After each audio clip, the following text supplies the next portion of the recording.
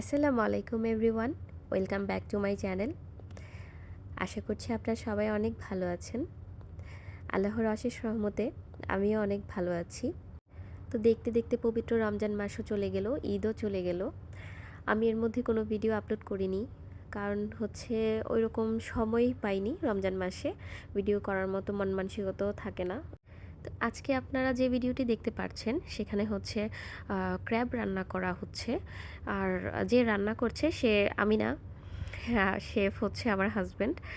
তো আমি কাঁকড়া কখনো এর আগে রান্না করিনি, এবং আমি কিভাবে কাটতে হয় কাঁকড়া এটাও আমি জানি না। বিয়ের পরে আমার হাজব্যান্ড আমাকে বলেছিল যে সে হচ্ছে কাঁকড়া খুব ভালো করে রান্না করতে পারে। তো কাঁকড়া এমনিতেও আমার খুব পছন্দের। তারপর হচ্ছে আমি ওকে বলেছিলাম যে একদিন আমাকে কাঁকড়া রান্না করে খাওয়াবা। তো বাংলাদেশে থাকতে ওই রকম সময় সুযোগ হয়ে ওঠে নাই। তো গতকালকে যেহেতু পয়লা বৈশাখ ছিল, স্পেশাল একটা দিনে ও আমার ইচ্ছাটা পূরণ করলো। তো পয়লা বৈশাখ উপলক্ষে সব রান্নাবান্না আমি হচ্ছে আপনারা দেখতে পাচ্ছেন পাশের চুলায় হচ্ছে আমি পোলাও বসিয়েছিলাম। তো আমার পোলাওটা হয়ে গিয়েছে। তো আমি আসলে এই রান্নার রেসিপিটা শুরু থেকে দিতে পারি নাই। আমি আসলে ওরকম চিন্তা করি নাই যে আমি ব্লগ করব। ব্লগ তো আমি যখন রান্না করি তখন করি।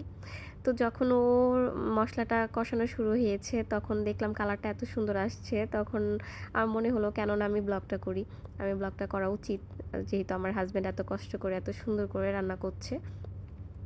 তো আপনাদের যদি রান্নাটা ভালো লাগে যতটুকুই দেখছেন, তা যদি চান যে আমি পুরো রেসিপিটা আমি আপনাদের ফুল ফার্স্ট টু লাস্ট দিব, তাহলে আমি নেক্সট টাইম ইনশাল্লাহ আবার হচ্ছে আমার হাজব্যান্ড রান্না করবে এবং আমি হচ্ছে দিব ব্লগটা। তো যাই হোক, এখন আপনারা দেখতে পাচ্ছেন যে ওর যে মশলা কষানো শেষ। তারপর যে ক্র্যাবটা আছে ও একদমই ছোট ছোট পিস করে কেটে নিয়েছিল, কারণ ক্র্যাবটা অনেক বড় ছিল, দুইটা ক্র্যাব ছিল, অনেক বিশাল সাইজের ছিল।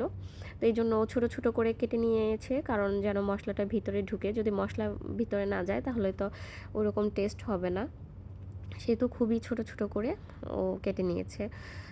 তো অনেকক্ষণ কষানোর পর হচ্ছে খুব সুন্দরভাবে ক্র্যাবটা হয়ে গিয়েছিল। তো আমি জানি না আপনারা বিশ্বাস করবেন কি না যে ক্র্যাবটা এত পরিমাণ টেস্টি ছিল। কয়েকদিন যাবত আমার খুব ক্রেভিংস হচ্ছিল যে আমি হচ্ছে খুব স্পাইসি কিছু খাবো। তো পয়লা বৈশাখের মতো বিশেষ একটি দিনে আমার হাজব্যান্ড আমার ইচ্ছাটা পূরণ করে দিল, আলহামদুলিল্লাহ। আমি খুব মজাদার একটি স্পাইসি ক্র্যাব ভুনা খেলাম। তো নেক্সট টাইম আমি হচ্ছে ফুল ভিডিওটা আপনাদেরকে দিব, আপনারা আশা করি আপনারা ট্রাই করে দেখবেন।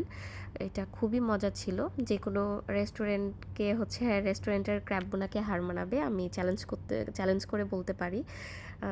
একবার খেলে আপনারা বুঝবেন যে আমি আসলে কথাটা সত্য বলছি নাকি মিথ্যা বলছি। বাই দ্য ওয়ে, আপনারা সবাই ভালো থাকবেন, সুস্থ থাকবেন। আজকে এখানেই শেষ করছি। আল্লাহ হাফিজ।